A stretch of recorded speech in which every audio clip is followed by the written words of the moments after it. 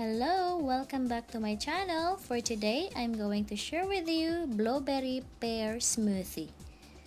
I have one pear which is rich in folate, vitamin C, and potassium. I also added 1/2 cup of blueberry, 1 banana, and of course, 3/4 cup of milk. And to add more taste, we're going to add 1 to 2 teaspoon of honey.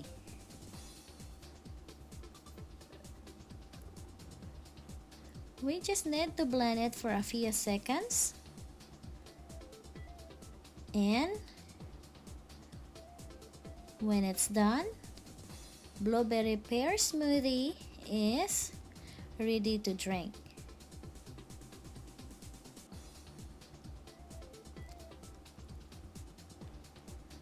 Alright, it's here. And here is our glass of blueberry pear smoothie. It is so good and kids really like it too. Alright guys, this is it for today. Thank you so much for the support of my channel, and please check out our channel shout out here. They are really beautiful channel, cooking, traveling, fashion, and more. Thank you guys.